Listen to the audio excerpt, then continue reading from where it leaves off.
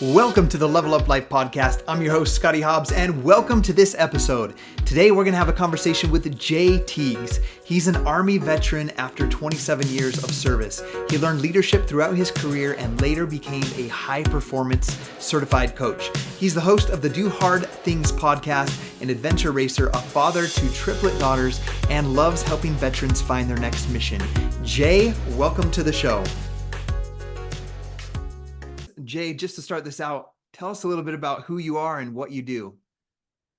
I help people upgrade their life through mindset and movement. I'm a certified performance coach, running coach, endurance athlete. I'm a father of triplets. I am an adventurer at heart, and I just want to help people live a better life. That's really it. And I do that by helping them, overcome fear, develop grit and discipline, and push themselves farther than they thought possible. And I truly believe that you can find great success and satisfaction in life by doing that. And that's who I am. It's what I do. I spent 27 years in the Army and I retired last year, and now I'm full-time just coaching people and helping people. That's incredible. I see you have your brand on, your Do Hard Things hat. Yeah.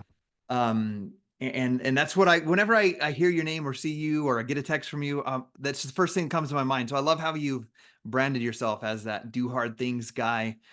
I want to know a little bit about you. I want to know about your coaching, what you do now. But let's go back a little bit. You mentioned 27 years in the Army. Yeah, man. What inspired you to get into the Army? What was that thing that made you make that choice? Tell us about how that was in the beginning. Well, it kind of goes back a little bit earlier than the military, and that's where the Do Hard Things brand came from. That was my mantra growing up. I came from a broken home. I'm first generation American.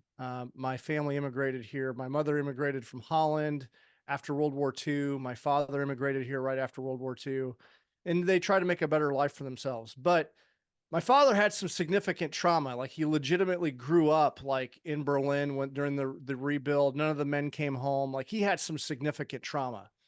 So he wasn't a very good dude, and there was some emotional and physical abuse growing up that led to him not taking care of me. I was ultimately adopted, and that situation wasn't much better. And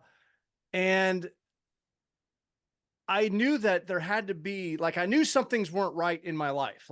We were incredibly poor.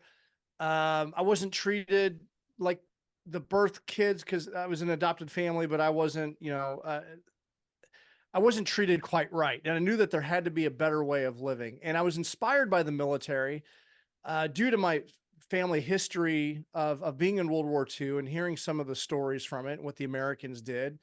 And also, I just saw it as a way to be inspired and do something greater than myself. I'm like, if I can just get over there, maybe I can make something of myself. I had a coach in high school that was a cross country coach, and he invited me out to cross country. And for the first time in my life, I felt like I was part of a team. I was pressed to do something difficult because running cross country was incredibly challenging, and I actually had some natural ability, and I actually did pretty good. And it motivated me to keep my grades up. And I was actually hanging out with some of the cooler kids, and I'm like, you know what? Maybe if I just do this hard thing, if I do this hard thing by participating in this meet and earning this medal, as a part of a team, like maybe I just found this great fulfillment in that satisfaction, and it motivated me to keep my grades up. I'm like, you know what? And it would nest quite nicely with the military. So that's what I did. Heads down. It's what got me through my childhood and opened up the ability for me to join the military. And then I never, that's how I joined. And usually what I found with people that join the military is they're usually running towards something or running away from something. Well, I found myself running away and closing a chapter of my childhood and maybe creating a life for myself in the military. And it was a very hard lifestyle. And the same mantra applied there. Like, it's not an easy lifestyle. I was a combat engineer. And as a combat engineer, we work with the infantry and the tankers, and we when they face an obstacle, we emplace obstacles and remove obstacles through explosives. It's a very demanding job. It's a very demanding role. And it was a very hard lifestyle going to the field. We deployed to Iraq in 2003. But I found great success in the grit and discipline of the day-to-day grind. And And yeah, I mean, and 27 years later, I started enlisted, and then I worked my way up. I earned my degree. I earned a bachelor's degree and two master's degree, which I never thought possible. And it led me to going to officer candidate school, and I retired as a major. And it was a great. I'm not saying that lifestyle is for everyone, but it was good for me. And I'm also glad that the chapter's over, and I'm excited about this next chapter of life. Yeah. Well, that's exciting, man. I can't imagine 27 years in the military, what that has taught you and in the experience you've gained through that. Yeah, it's been incredible. I look back at my career. I had a very unusual career, being both enlisted and as an officer.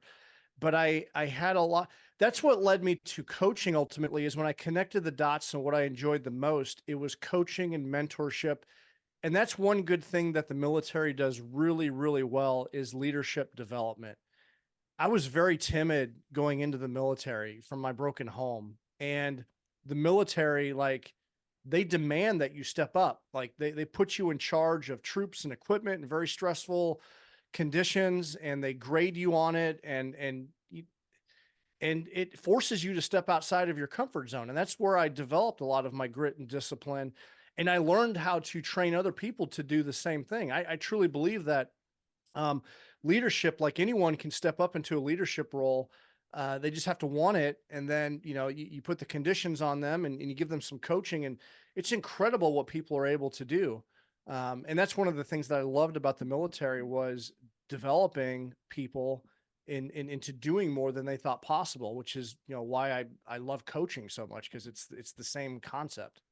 I love that. So it helped develop you and help you realize how you could grow into your potential or be on that path to that, and then seeing how you could help other people with that. So that's one of the greatest things you loved about it. That's what I'm hearing from you. What was one of the biggest challenges for you being in the military?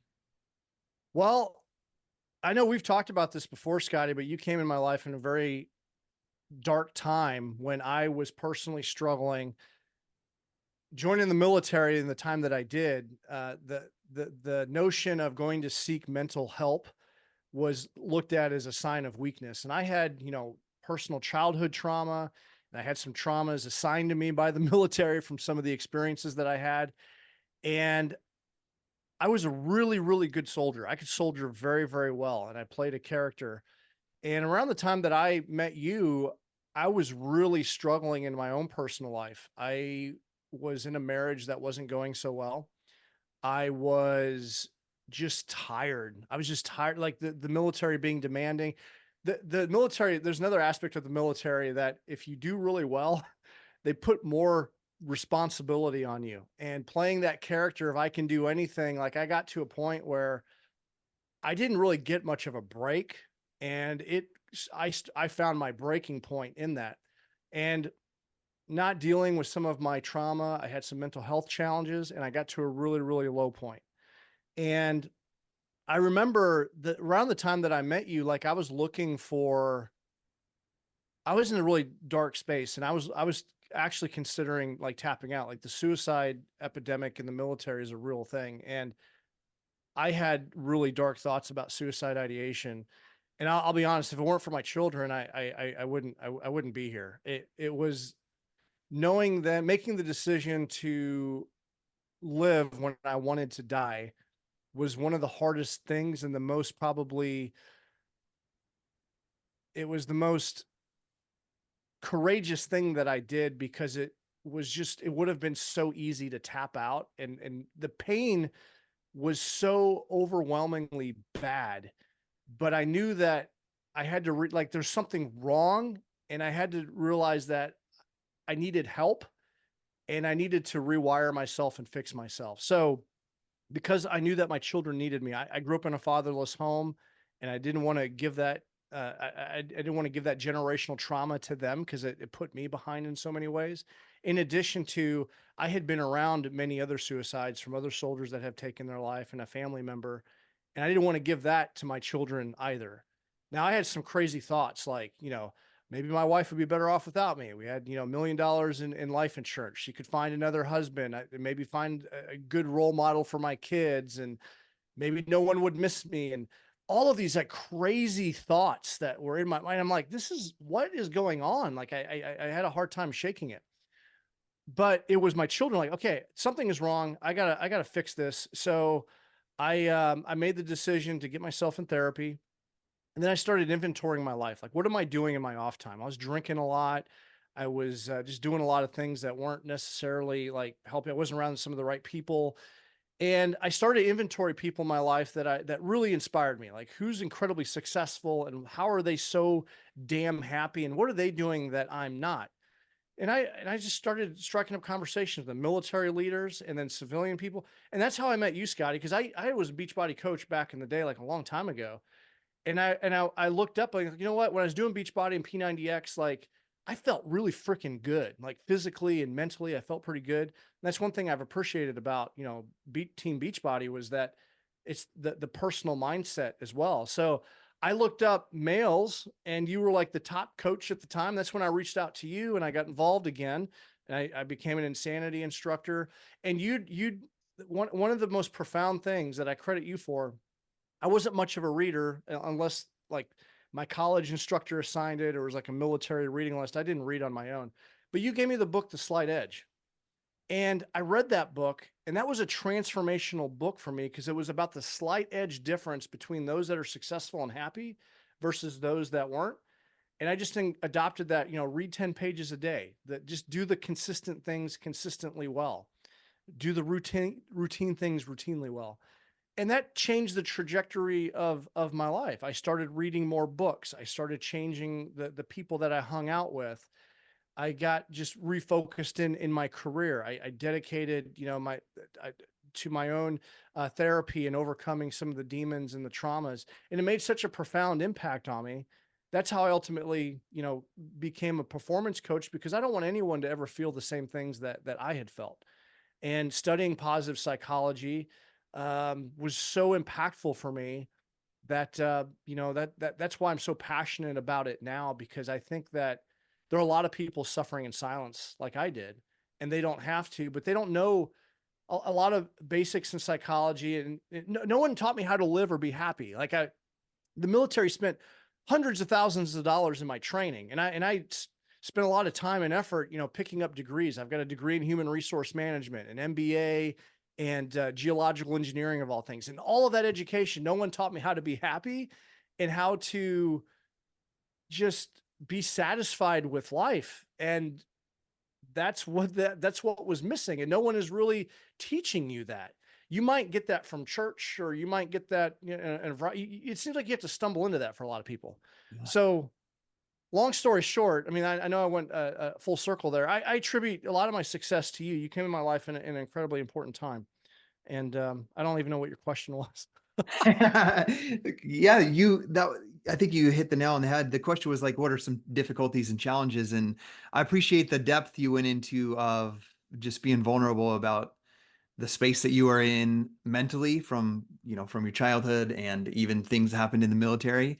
Because I do believe, and I see it all the time, that people are silently suffering. And, Yeah. that's why I think it's just so good to be less judgmental of people, to be more open-minded, and just to slow down a little bit, whether you're in a business or you work for somebody else, you're in the military, just to stop and genuinely ask how someone's doing, and be their friend, and check in with those people. There's a saying I see going around all the time that's like, check in on your strong friends, because like Yes. looking at you, you were probably, to the people around you, that strong one, the leader, that's been in the military longer than many of the people you probably worked with, Yeah. and just the importance of just checking in with people. I am one of those people that you see that from time to time, someone will take their life, and you're just like shocked. Like, I'm one of those people. I played such a good character. I didn't want anyone to see my weakness.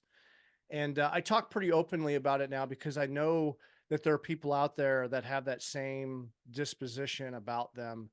And I want them to know that it's okay to ask for help. And although you're the strong one, um, like I said, it's okay to seek help, and to your point, check in on people, because you just never know what people are going through. And that Yeah. everyone, that's a common denominator on this planet, is we all have challenges and struggles. and it comes in a variety of different ways. I think that's just part of the living on this planet is just dealing with struggle and challenge. But that's the case for, doing hard things, working on your mental game and improving your mindset and your physical capabilities so you can be resilient and you can be that strong one when needed. Yeah. So you transitioned out of the military. I know because of our friendship, I know prior to transitioning out of the military, you stepped into a role of a high performance coach in starting your own brand, do hard things. Tell us about that, like that journey. Like how was the first year of that? How did you get started with becoming a high performance coach and your brand? Yeah, well, for the longest time, what I learned from, being a Beachbody coach was just to share your journey, right? Like just sh- my Facebook became like a journal for myself and my life. Like I just started sharing positive things, and what I noticed was I was getting a lot more positive feedback, and I really enjoyed reading books and sharing, my thoughts and having great conversation. I ultimately joined some mastermind groups, some men's groups, and some other, entrepreneurial mindset groups. And it wasn't until I went to a Brendan Burchard event, high performance. This is right around the time of the pandemic. I finished up a program called 70. I was actually in the middle of doing 75 Hard, which is a program, mental grit and discipline program where you do 5 tasks. And I got such clarity and calm from going to that. And I didn't even know he had a coaching program. Like I didn't know that he trained coaches until the very end. And I was there with Lacey, and he made his offer. I'm like, I felt like overwhelmingly like I need to do this. Like I felt like it felt godly. Like it felt like I have to do this. And it was $10,000. Like it was a significant investment. And I'm like looking at Lacey, like, I'm getting out of the military soon. I'm like, it's a lot of money for us right now.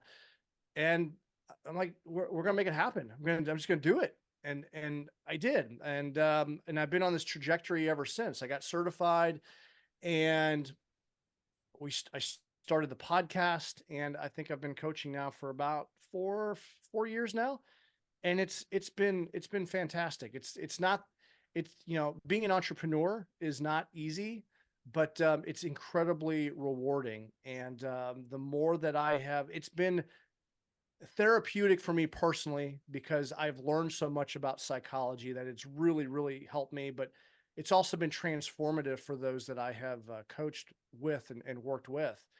And I couldn't recommend, working with a performance coach enough. And so that's ultimately how it started. Was going to one of those events and feeling called to do it. Yeah. So listening to that, a common denominator that I see in somebody that's goes out and does something, whether it's building your business or taking that next step and level in your life, is just making decisions like quick when something feels good and then taking that action on it.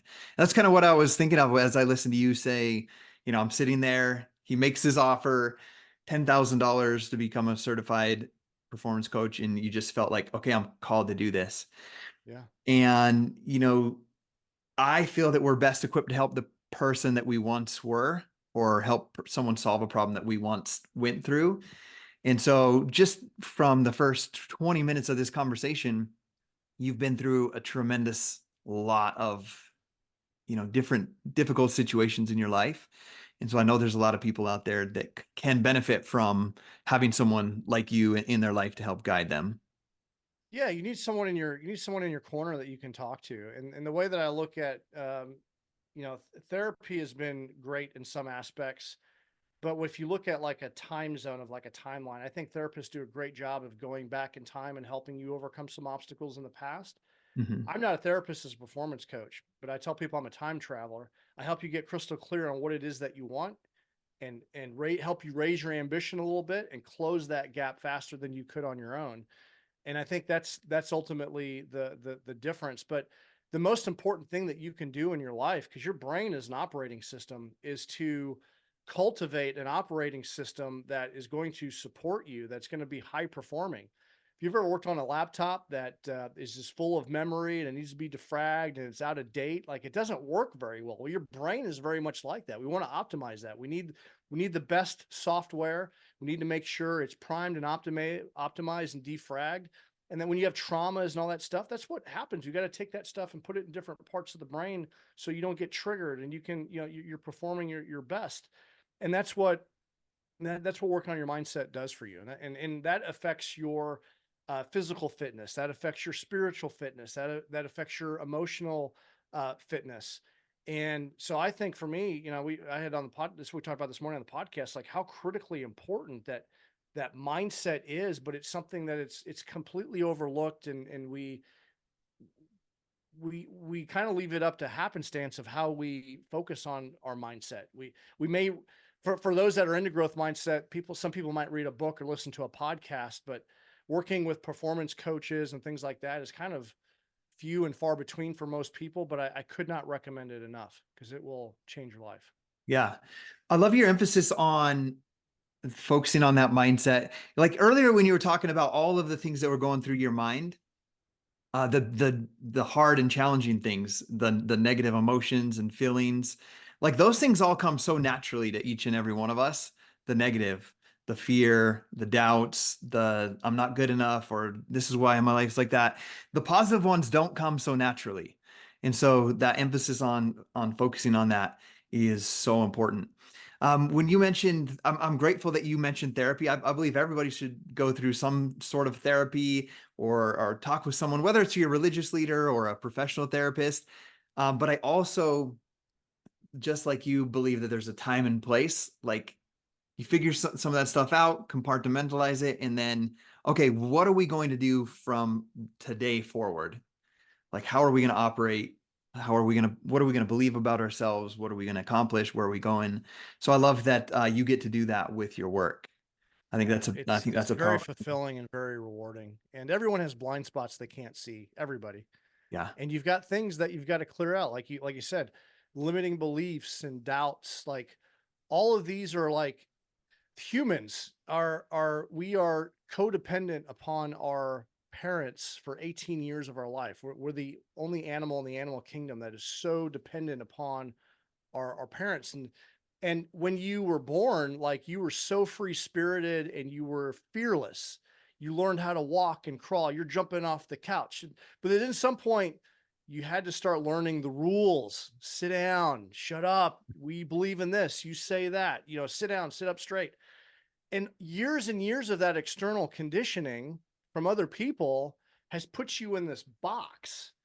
And you didn't really get to express yourself fully. And for some people, like this box is what's holding you back. You're not your truest self. And what people struggle with is they're trying to come out of this box and they struggle with that. And that's where the people pleasing and the doubt and the fears come from. Cause a lot of that stuff is really the things that we freak out about and the things that are holding us back are truly like BS. Like it really, it's all invisible things that have been part of our conditioning, part of our domestication, like an animal.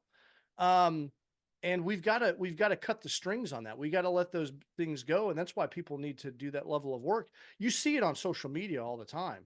I mean, people are just how their mindset is and how scared they are about things, but it's all about you've been trained to conform to what society or your family or some expectation of some external organization or people want from you. And it's created some habits and some thinking patterns that are probably holding you back. Yeah. I appreciate you sharing that with me. What is something that you're most proud of in the work that you've done outside the Army, and as you've started your business? What are you most proud of? And it could be something with yourself, like something you've accomplished. Wow. I've got so many things that I'm uh, proud of and accomplished. As an endurance racer, I've done a lot of like amazing events. I think one of the coolest experiences that I've had was last year. We got to take a couple groups of veterans down to New Zealand and to really, we called it the Next Mission Project. It was an opportunity for them to find themselves after their service and we had 10 days of like adventure. It was like jumping. We had Courage Day where we jumped off it looked like it looks like, I forgot what it's called, but it looks like the Space Needle in Seattle and Auckland, New Okay. Zealand. We got to do some whitewater or deep sea fishing and ocean water kayaking and just a lot of adventure activities. It was such an amazing experience. Unfortunately, it was through a university and it was through the GI Bill, and there's a pause on the program due to government funding, but I hope it comes back on. But that was like the coolest thing, and I'm looking forward to being able to do that again. Um, and that's probably the thing I'm the most proud of because that was really cool. That's awesome. Impact. Well, as your friend, I'm proud that you are here and serving other people. Because there was, from the story that you've shared, there was a chance that that could have not been the case. So I'm grateful that you're here and spreading that light and being open with other people. I appreciate that. And if you find like most coaches or people that are in this space, they've got some pretty dark demons, and it's from that they want to be a lighthouse. They don't want others people to experience the same things. And in my own therapy and unlocking things, that was it was a profound statement one of my coaches made was that was the necessary path I had to walk in order to help and serve other people. If you're going to guide people, you've got to, I mean, you're more effective if you've walked the path before. Yeah. And so I think it was just part of the journey. I mean, I could have used that as a way to beat myself up or hold myself back, but I use that to fuel me as an opportunity. Like, you know what? I had to experience that because I know what it feels like to be, on the edge like that. And I can best serve someone from that frame of reference. Thank you for sharing that. Now, speaking of things that you're proud of, I hope they get the funding for that again, so you can do that experience with others. But I'm seeing all these medals in your background and like some certificates and awards. Like, what are those medals from? I'm just curious. Yeah, we got some Ragnars back there. We've got the Taji 100. We got the MR 340. The Missouri River 340 is the longest nonstop paddle race in the world. It's the 340 miles across the state of Missouri on the Missouri River. What else we got up there? We got the Do Hard Things race, which is in September. So we put that one on. That's We got awesome. Molly's Miles. Yeah. A few Ragnar events back there. Yeah. Which is the hardest? So out of all of those things, which one was the hardest? Oh, the Missouri River 340. Oh, You have that 88 one was what hours. intrigued me. So Yeah, you have 88 hours to get from Kansas City to St. Louis, and it's a nonstop race, and it's on the Missouri River, which is it's a river that you've got to respect. It's huge, and you're paddling at night too, so that's probably the most difficult thing. Is like you're doing it while you're sleep deprived. yeah, And there was one moment. I remember the very first year. I did it twice. The first year I did it solo. Second year I did it with a partner. The first year I finished in 78 hours, so I did get some sleep. But I remember on the second night, there was a point where I wanted to quit so badly. It's held in the usually in the summer times. I think like August timeframe. And so you're exposed, like you're out in your canoe or your kayak like all day out in the sun, and it's hot. And then at night, like you freeze your ass off, and you've got mosquito bites, and you got blisters on your hands, and you don't leave the boat. Like you pee in the boat, you do all your business in the boat, unless you pull out. You can pull out, but it's gonna cost you a lot of time to do that. So there were a couple times where you get out to maybe get some sleep or some food. But I remember that second night, I was so like just beat up, sunburnt, blistered. My hands were like, I mean, they just looked like hamburger and they're all wet. Like it looked horrible. And I remember the gnats were so bad on the river. It was almost like a biblical plague of gnats. And when I had my light out, like they were just swarming my light, so I couldn't really turn my light on. I remember just being over on the side of the bank, and I was in tears. Like I was in so much pain. I still had like I think I was down to the final. I was within the final 40 miles, but I was like just completely spent. I was just dehydrated. I was hungry. My hands just looked like I couldn't pick up my paddle anymore. I had these gnats that were all over my head. It was so bad. I put a plastic bag over my head and I put a couple pinholes in so I could breathe because they were crawling up my nose and in my ear. And, but there was no, like, the Missouri River, for the most part, it's desolate. Like there's no one else out there. There were some other paddlers behind me. The only way was to finish. And I'll be honest, I've never not finished a race before, but had there been an opportunity at that moment, I probably would have walked away and finished the race, but or just I mean not finished but quit. But there was like legitimately no way out. Like you're out in the middle of nowhere. And I just remember I prayed to God and I'm like, I need strength. I I need I need some comfort right now. I don't even know why I'm out here. I just, the whole thing. And I finally just got some energy. I'm like, the only way out is to finish this damn thing. The only way out is to finish.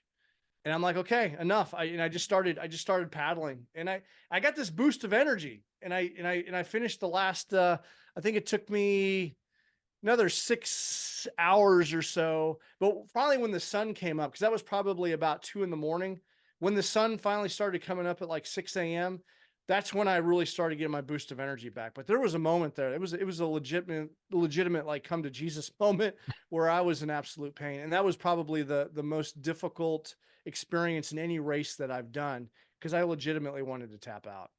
Yeah. So let's just talk about life in general here. I know in this instance, you say you would have tapped out had there been a vehicle on the side of the road or someone to pick you up. But when life gets super challenging, like it probably does in many of these races, what's the driving force for you that keeps you going forward and growing through whatever that challenge is? Yeah, that's what I love about these endurance races because you get to put yourself out there in a controlled environment to really see what you're made of like mentally and physically and what I've learned. I forgot the name of the movie. There's a documentary about the guy that did like all these different climbs in a short amount of time, like the seven like tallest peaks. And he's like, when you think you're only when you think you're effed, you're only 40% effed. Like it's all in the mindset. Yeah. And it's absolutely true. Like your body can go much further than you think that you can. And I love putting myself in that position of I want to quit right now, but I can't. And that helps me, with my day-to-day life. Like when I'm challenged at work, like this is nothing. I've been out on the Missouri River 340 and I had that moment and like this is nothing. Like dealing with challenges with my kids or my wife. Like when you're like, and we climbed the mountain together, the middle Teton, that was a challenging day. And I'd love to get to that. But, I look at those moments of like, I legitimately was in a lot of pain physically, mentally. I've been to combat. Like I've seen people get seriously hurt and killed. And I've had some close calls myself. And by putting yourself in those positions, like it just makes day-to-day life a hell of a lot easier. Yeah. And I'm a lot more, and gratitude for things. Like when you're so uncomfortable, like finishing the MR 340, getting to the finish line and having a hot meal and taking my first shower after a couple of days. Cause you literally get out of there like I smelt like urine and like just muddy water and I'm gross. And you take that shower, it's just like, oh, thank God. Like the things that we take for granted. Like, and that's another thing that I Yeah. love about endurance sports. So all of those things like just enable you to just be more resilient in general because life's gonna try to kick the shit out of you. But the more you train, and I mean, I look at these as opportunities to train for life. It just enables me to deal with life's challenges much better. Yeah. You realize that you're much more capable of getting through that little trial with your triplet teenage daughters Yes. Yeah, or with the difficult client that you might be working with or whatever that might be. absolutely. Yeah, that's cool. Thank you for sharing that. Let's one other thing. I love that you express gratitude. I noticed that last night in my wife, Gabby. Like we have some challenges, but they're not anything super difficult. It's just like there's times when you're an entrepreneur when the roller coaster's high and there's times when it's going down. But the thing about a roller coaster is it goes up and down and continues on that journey. And just the smallest sentence from my wife last night was like, you know what? That's right. Because we were in a slight way complaining a little bit because one of our rental houses had a flood and it cost us like 20,000 outside of what the insurance is going to cover. It was like 30,000 out of pocket, and we're still waiting for insurance. And then a couple weeks after that happened, they're like, "Hey, the dishwasher's out," and we're like, "Oh, another thing there." And then Sunday they're like, "Hey, we got a guest that just checked in and the TV doesn't work. And they're upset about it. So we order a TV and we're just like one thing after the other, kind of like, as Brendan Bouchard would say, bemoaning the work Yes. that's involved and I was like, okay, I caught myself on that. But Gabby last night just said something. She's just like, I'm so grateful that, because we use the Walmart delivery where you just go on to the Walmart app, pick your food and they deliver it to your door, even the same day.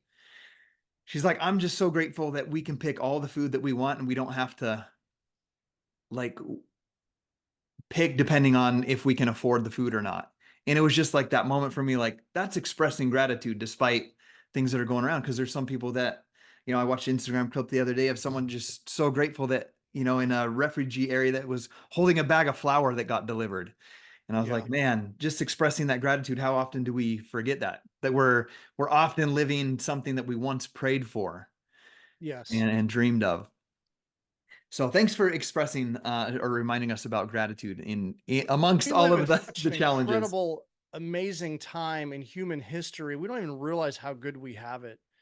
And the things that we complain about, like, oh, my Facebook went down last week. Oh, my AT&T. Oh, I can't, the grocery bill's a little high, or the things that we complain about are really ridiculous in the grand scheme of human history. Yeah. And we have it really good. And we just have to be reminded of that. And I think that's where gratitude comes in, because there's so many blessings that we have, that Yeah. so many people would give anything to have what you have right now. Yeah. And yeah, That's for just anyone listening to this. If you have the ability to open up your phone and listen to this podcast, what an you're amazing gift. living a Yeah. great life. Yeah, you have a great gift. Yeah. So let's talk briefly. You mentioned this Teton hike that you did with me. So I don't even remember what year it was. I'm still suffering from that trauma. I might need to see some therapy for that. So here's how it started. I once texted Jay. I'm like, hey, you're the do hard things guy. I've been on this hike before, and I want to do it again. It's a hard hike. So you're the first person I thought of, and I texted you, and I texted my buddy Greg, who goes on hikes all the time in California. And I'm like, you love hiking. To Greg, I'm like, you love hiking. You should come on this 7 mile hike with me. To you, I'm like, hey, you should come. You're the do hard things guy. And you guys flew out. You guys or drove out, came out to Idaho to go on this hike with us. Tell us a little about what you expected and how a little bit about that day from what you can Well, remember. I remember you said 7 mile hike, and I'm like, Lacey, let's go out to, hey, Scottie Hobbs wants us to come out there. I'm like, I've never been to Idaho. This sounds cool. Scottie's great. 7 miles. He says it's hard. Like 7 miles. Like whatever. Okay, cool. I We do got this. 300-mile boat rides. Yeah. No, I was like, this is okay. It's a hard hike, whatever, but I'm sure it's going to be beautiful. We're going to have a great time. And yeah, so we came out there. We got to meet your lovely family and hang out for a day or two in Idaho Falls. And then yeah, we pack up. I don't remember, we packed up everything. We were going to camp out the night before and then hit this hike and then drive back. And I remember the adventure evening that we got out there, because we had a difficult time finding a camp spot. Remember that? Like, we got there thinking that we could camp on site or at one of but they were all full.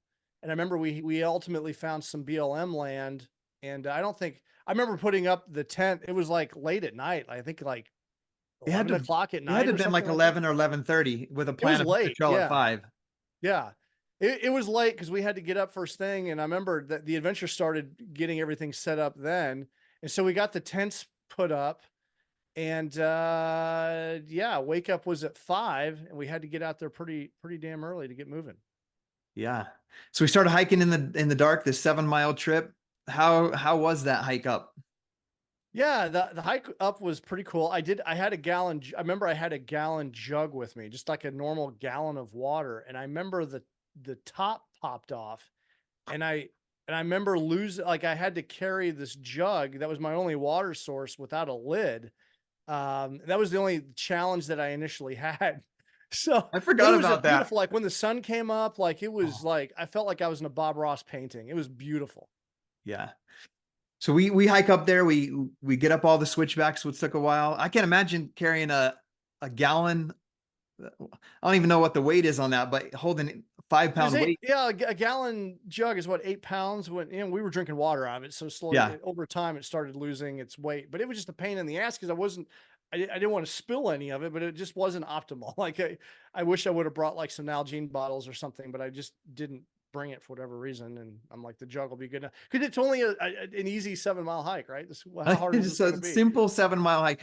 How clear was the trail of knowing what path to take? Do you remember? I'm just remembering right now. Remember we got over all the boulders. Do you remember? I'm just I remembering right remember hitting now. switchbacks on the way up, and I remember seeing a bear. I remember Yeah. seeing a bear, and we saw some other like really cool wildlife. The bear kind of was freaking everyone out initially, and then we got up to the boulders, and then once we got to the boulders, that's when it got like I had no idea where we were You didn't going. know where the trail was. Everybody, there was other hikers, everybody going kind of different directions. Yeah. I'd been up there twice, and even the path I took before was on like not viewable just because of rock slides. And speaking of rock slides, do you remember a few of them coming off the left side of the Yeah. mountain? Well, I remember we started hitting the boulders and it was just like kind of like, we jumping from rock to rock and we were all, using our hands and crawling up some of these big ass boulders. And I was like, wow, this is a little bit more challenging and difficult than I expected. And then I remember at some point looking around because the hikers that we were with up the switchbacks, like we were like in a big valley now, Yeah. and people were starting to kind of spread out. But I noticed that we were the only ones without a helmet. And I'm like, and then I started noticing, I remember hearing some like thunder, but it was like completely like a blue sky.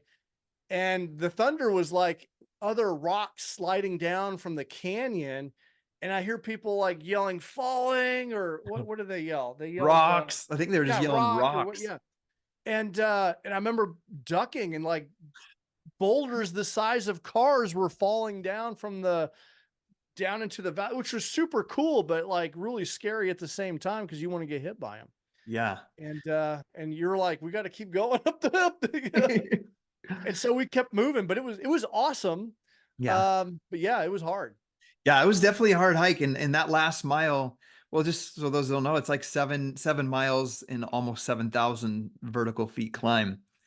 We Yeah. got up at the end. I remember just at the end going up through the kind of the crevice of the rock. You don't need ropes, but it's like What probably what the I think most I read difficult. on the hike was it was the closest, probably one of the more difficult hikes without ropes. It's like right there where it probably needs ropes. And I remember that there Yeah. was one period up there where I remember I had to make a jump and like, scramble onto this rock ledge. I'm terrified of heights. So I was really scared. There was a Yeah. moment there where I was really, really scared.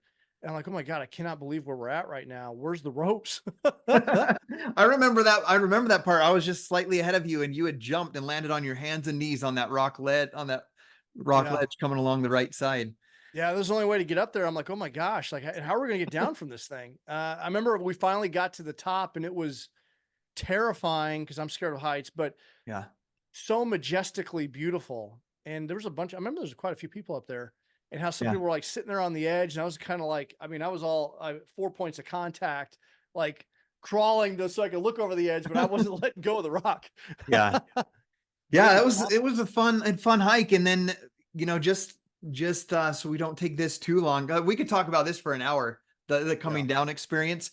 One of my favorite parts was the teamwork that happened between you and your wife, uh, Greg and us as we helped Gabby down the mountain. She had hurt her knee like a few hundred yards from the top. Yeah. And so we left the top probably around noon, 12:30. And typically you can make it down that thing in 5 or 6 hours, be back to the car by 5. We ended up getting back at midnight, if you recall. But I love the teamwork that happened, where, Greg, he's an advanced hiker. There came a point where there's not really anything he can do. There's 5 of us there. And so he went ahead, got us food and drinks to be ready at the car for when we got down. And we kind of like, Gabby, I remember holding onto my shoulders to get the weight off of her knees all the way down. And I remember you going off the trail once in a while to get fresh spring water to bring back for the Yeah, group. we And ran out of water. And I remember I yeah, went to take my jug to get some fresh glacier water that was coming off the glacier, which was super cool. yeah. And yeah, just helping each other out, trying to get off that mountain. Cause And I yeah, remember it you was, running ahead once in a while because there's some places you get to the edge and you can't get down that way. You have to, so you'd go ahead and be like, no, go that way. And Yeah. so you'd save Yeah. some steps that way. So I love the teamwork coming down. I do remember towards the end on the switchbacks where it got easy. Well, it was like the grace of God. Do you remember um, it was getting dark and we Yeah. got the boulders. Once you get through the boulders, it would be hard to tell where the actual trail is to end out the last few miles. And we hit that trail after the boulders, like it went dark, like within a minute of us hitting that trail. I remember we would have been stuck up there. We didn't have a light source. And I remember that we would have been, the boulders were so difficult to navigate that you would have gotten completely misoriented. And we had gotten on the switchback just in time, or we would have been Yeah, stuck up there for the night. it was incredible. Remember that. I And then remember the at one point switchbacks just felt like, I remember whistling all the way down because we didn't want the bears to eat us. And in the dark. Yeah. in the I dark. remember one point you laid down and I thought you were going to stay there for the night. I'm like, Jay, we got to keep going. You were like a starfish on the trail. I remember I was so exhausted, like I was so hungry and just so depleted because I wasn't expecting this day. Yeah. And yeah, I remember it was a challenge. I mean, coming down the mountain, and you're much slower at night, and it just felt like it Yeah. took forever to get off the switchbacks. And then Yeah. Greg was there waiting with hot pizza, and it was like the best pizza And Gatorades. and Gatorades. Yeah. Yeah. Well, I love it. I think there's a cool thing about that. Your brand is do hard things, and that was an extremely hard thing. I Yeah. probably should have forewarned you guys a little bit more about it wasn't just a 7 mile hike in and 7 mile hike out. It was mild A rock climbing 3-hour without ropes. tour. But I feel like more deeply connected to you and to Greg. Because I think of partners that I've worked with over the past years in, with health and fitness and mentoring in business. And I feel probably as I look at anybody, I have more deeply connected to you and to Greg because we went through that hard thing together. Yeah, the greatest way to like enrich and deepen relationships is to have shared struggle and challenge together where you have to navigate as a team. And from that experience, like we'll be forever bonded from that experience, and I think that's why it's so important to have compelling adventures. For a lot of people, like their compelling adventures taking their family to the hibachi grill once a year, and that's Yeah. it, right? And that's just the society that we live in. Everyone is so caught up in their creature comforts that they're living vicariously. They like the idea of adventure, but they're watching it on TV and they're cheering for their favorite NFL team, and that's about it. Like, and I just think that we as humans were designed to do difficult things. We're naturally gifted endurance athletes, and it's through those hardships that just make us better, and it makes life fulfilling. Although there were Yeah. so many challenges of that day, it was such a fulfilling experience that, like you said, bonded us all. But it's a memory that we're like, it's ingrained in our mind. Like we're going to take that with us, to the grave because it was so awesome. Yeah. And Gabby and I are reading this book about marriage. We have a goal to read a book together every night. We've been working on this book for probably like 5 or 6 months. We started it years ago, but it was just like it's so difficult to go through because it's not just reading, it's like asking questions and talking about different past problems or trials. And one of the things last night was talking about the future is like what is something, I can't remember the question exactly, but it was something along the lines of like what's something that you have a goal to do more of this year? mhm. And man, mine was like I want to go on more challenging hikes. Like I just am I don't want to say lazy because I work, build a business, I host a podcast, I'm with my kids at their sports, but I don't go out and do hard, challenging things as much as I should. And I love nature and I love the outdoors, but I just don't get out there like I should. So that's one of my goals this year. Yeah, we need to definitely do that. So I might be sending you an invite. No, I'm down for it. Let me know. I'm Yeah. doing one of the most challenging race yet next month, the Expedition Ozark, which is a 5-day adventure race. Wow. And I am scared, but I read a book last year called The Comfort Crisis, and Hmm. it talked about the Japanese concept of doing a misogi. Have you ever heard of that? No, what's a masogi? A misogi it's like a physical and mental event that you put yourself through that should be so incredibly difficult. Like it challenges you. And unknowingly, I've been doing this for years. That's what all these races are. They're my own internal like misogi, just to see how far I can push myself. And from that, each one, all of those events have been incredibly spiritual. And I have learned and grown from every one of those endeavors. And that's what a Misogi is all about. It's supposed to pu- pull you outside of your comfort zone. And so when I read that, I'm like, you know what? I have finished every race that I have done. And a buddy of mine like reached out and said, "Hey man, you want to do this adventure race?" And we're both nervous, we're experienced, but we've never done anything that long before. And so like, yeah, I want to do it. And you're supposed to have a higher failure rate. And I'm like, I've never DNF'd something, and I could very well DNF this particular race.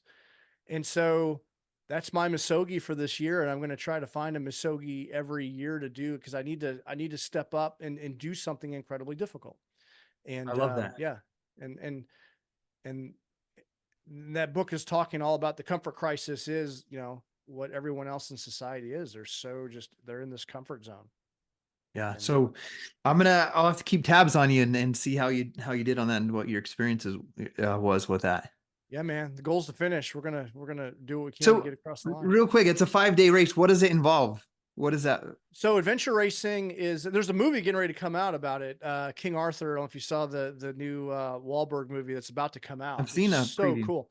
But adventure racing is it's running, or well, trekking, if you will, because you're only running so far. Trekking, mountain biking, canoeing. There might be some elements of like rappelling or like caving, and it's all land navigation, no GPS. So you got to get from point to point in so many hours. So this particular race, I think it's about 400 miles, and you have 5 days to get from point A to point B, and you got to hit these checkpoints. And Dang, you don't really know until like right before. They're going to give you the maps like the night before. They take all your cell phone GPS devices away, and then you got to figure it out, map and compass. that's And cool. you go 24 hours nonstop until you get to the finish line. Wow, that's incredible. Well, I'm excited to see your adventure on that, and I'm sure you're going to do one of your podcasts Oh, on that absolutely. Yeah, experience man. after. So I'm going to be watching for that.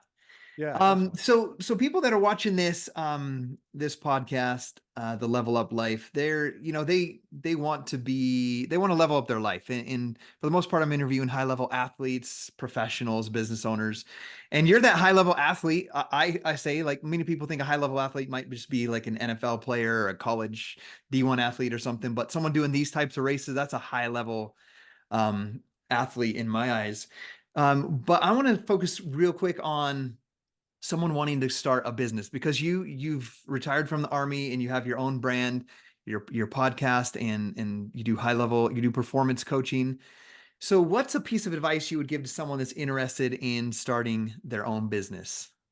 Yeah, you've got to get connected with other business owners, because you want to talk about a hard thing. Being your own boss, being a leader of your organization is so incredibly demanding, and you need to have a growth mindset. And I think, doing the personal growth and development work is a requirement, and you've got to get around other people, because a lot of people have opinions about it who've never done it before. Yeah. And there's no shortage of bad advice. And I'll also say that there are a lot of in the coaching space, there are a lot of charlatans out there as well that you need to get aligned with people that have the same values as you do, and connect with them and do the growth mindset work, and just realize it's a very lonely place, but that work is incredibly important. And I love that our country, like, we have the ability to do that. You have the opportunity to solve problems and pursue your happiness and provide a service in the marketplace. So go for it. If you have something out there, man, get after and go for it. But it's not going to be easy, and you got to align yourself with the right people, and sharpen your saw with the right people as well. Yeah, I think there's a lot to unpack there in that nugget of knowledge that you just dropped. Um, I think too often with social media, there's this illusion of you can just do XYZ or this and that, and money just comes rolling in Yeah, multiple streams of income, and you can roll around in your pajamas all day with a fancy car. And it's just not really, that's yeah. not how it works. And on another side, I had this conversation. I was going to do a short-term podcast, like a short form, like 5 minute message on this on my podcast. But I think with you sharing that, like, this is a perfect opportunity to kind of share my thoughts on that. we're having this discussion with the designer of our dream home. Like she's doing the interior design, like all the permanent fixtures, paint colors, built-in cabinets, all that stuff. And we had this conversation with her, and we really like this other girl's style on social media. So we had to have this conversation where we've already paid for the one that we have, and she's been really helpful. But she's like, just as we got on the phone with her, she's like, man, she's like, I'm really great at giving you or my customer the results that they want. I'm not good at social media. I'm not good at portraying how I do and what I do on social media. And I know there's people out there that do use social media good and portray that good. And it was just like this aha moment for me of like, just the reminder of like, I was like, I feel like that sometimes. Like, I'm like, no, I'll say this humbly, but I've got like 13 years of coaching and mentoring people with their health and fitness goals. And I've helped multiple people earn six figures. A few people earn over $1 million in their businesses. But like, I see some people that are like on social media that sell services similar to mine that just have like hundreds of thousands of followers. Every time they put a post, it's like thousands of comments. And like sometimes I'll put out something of what I feel is incredible value, and it's just like 5 likes and like 3 comments. You know what I'm saying? But it's like, Yeah. so I was like, to our designer, I was like, I get it. I know what you're saying. You you know how to provide the service. However, the showing it on social media part is not the most important part. And I think too often I think when you're trying to find, because you're a high performance coach and mentor, I think when someone's looking for a mentor, looking for a coach, that you really pay attention to what your spirit tells you, your mind, and not just go for the flashy, good looking thing on social media, but the person that's behind it, their Yeah. intention, their value, the results that they've created. Like as I listen to you on this podcast, I'm like, if I'm looking to become a high performer and I felt some of the things that you felt that you've shared on here today, I'm like, that's the kind of guy that I want to guide me through to that next level. And I think it's important if you're out there looking for that. Let's say you want to build a strong business and you want to have a strong family, or you want to be strong in your faith, like find someone that aligns with all of those things. Yeah. Make sure you find someone that know what your values are and make sure that you're aligned with people that have the same values. I've been involved in some groups and some coaches that my values weren't aligned and it didn't work out. Like, Yeah. and I think that's going back to your point, when you have business partners, because you're probably going to be working with other people, make sure that you hire people on your team and that you're working with people that share the same values. But if you don't know what your values are, that's a problem, because then you're going to learn the hard way. And Yeah. I've had some businesses go sideways and some relationships go sideways because I didn't do that work initially, because I didn't really know what my values were. And if you don't know what your values were, how are you going to connect with the right people? Now Yeah. I know what they are, and now I use that as a filter for my decision making, and I feel like I've avoided some potential landmines. Yeah. And I love that you share that, because you could take your experience and help somebody else avoid some of those. I feel like having a coach, someone like you, or finding a coach that aligns with your values, or someone to guide you, or a mentor, whatever you want to call that, is like when you're playing Mario Kart and you get onto that little lane that makes you zoom past a little faster, Yeah, it does. Yeah. and avoiding the banana pills that spin you out, right? That's exactly what it's like. Yes. So Mario Kart, you're going to remember, when I'm looking for a mentor or coach, think about Yeah. Mario Kart and which lane you want to be in, which path you want to be following on that. Yeah. Man, this conversation has gone by super quick. So I want to ask you a couple questions Sure. before we end this out. Um, what would you contribute? I know you mentioned I introduced you to personal development, but I want you, like, what do you contribute, the traits in you that have led to your success? It's absolutely been grit and doing difficult things.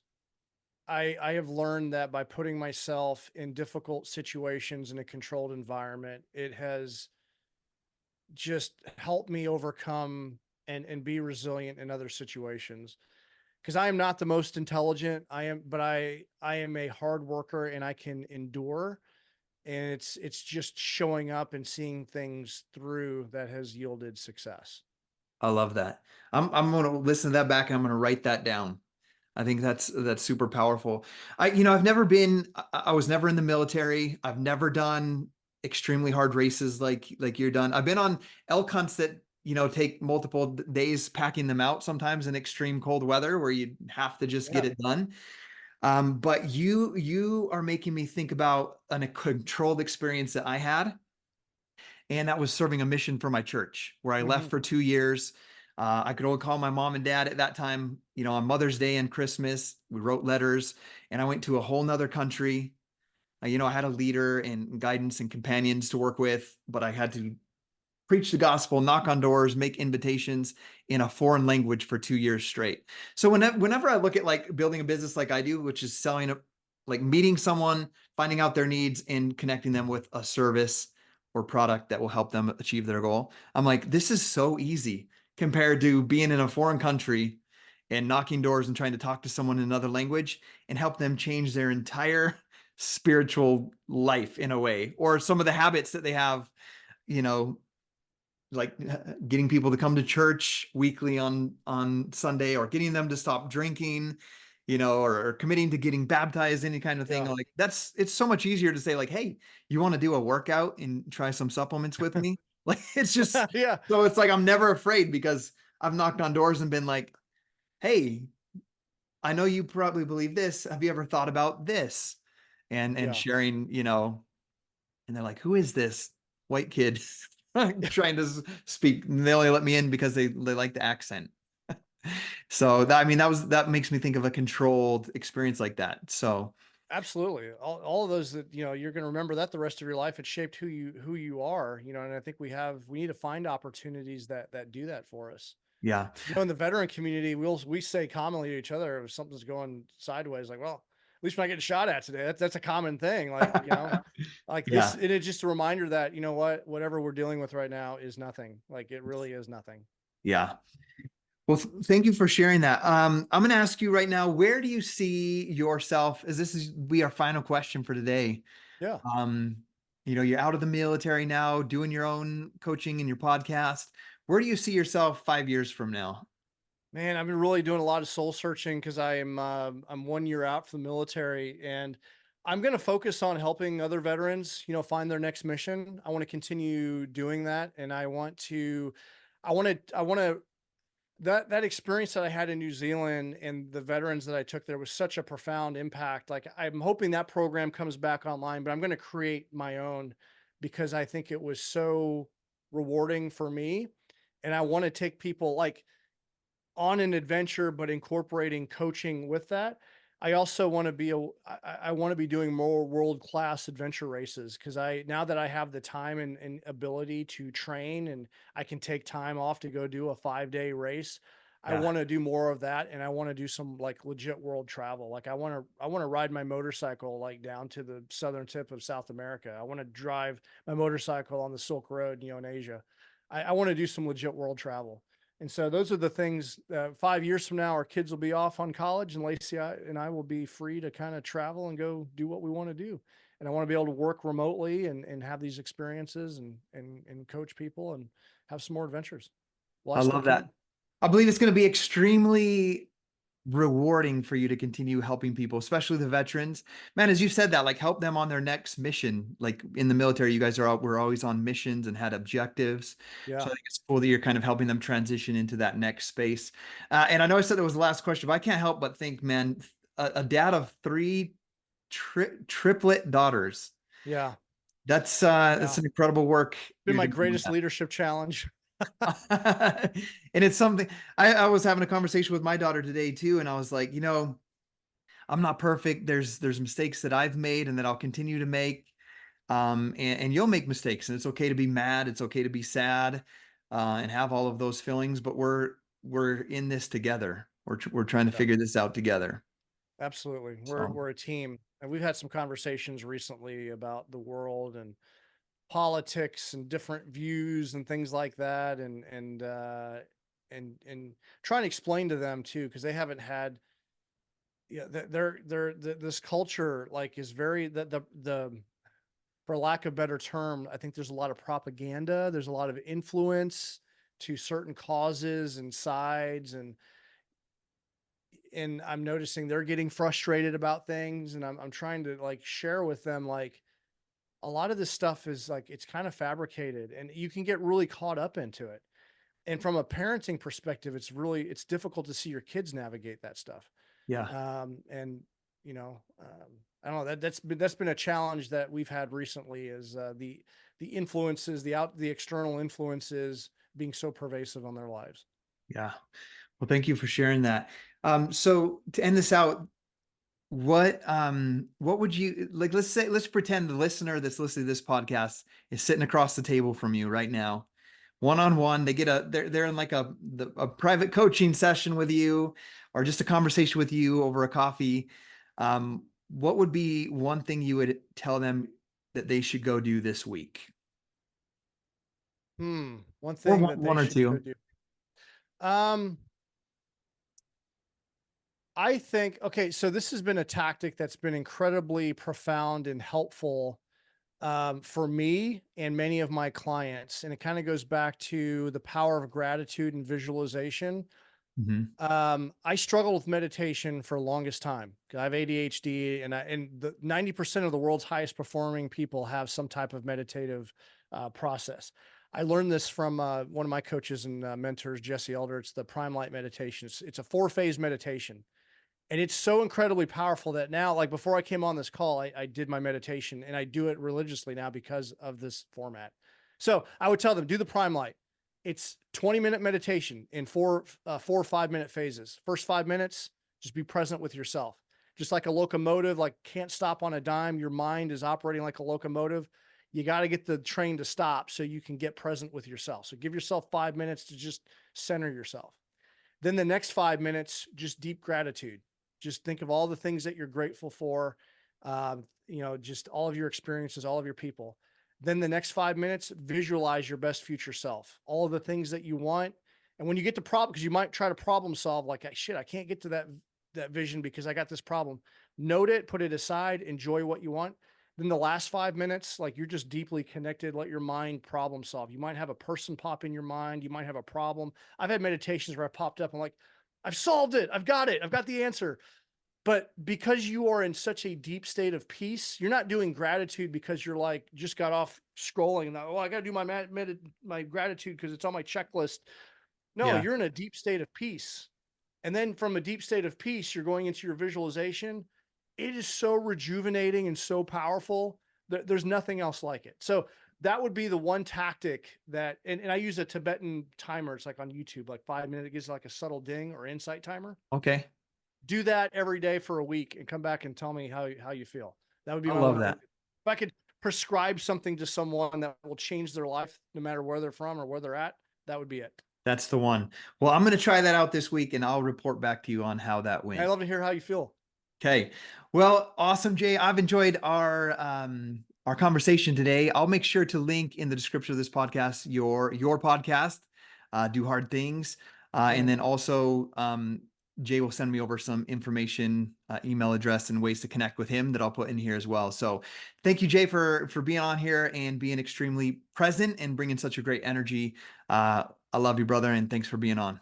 Love you too, man. I'm honored to be here. Look forward to our next adventure. All right. We'll see you later, bro. Thank you for joining us on this incredible episode with Jay Tiegs, and we hope that you enjoyed the content we shared with you today and invite you to send this to some friends. We'll see you next time, and don't forget that your leveled up life is just a few decisions away.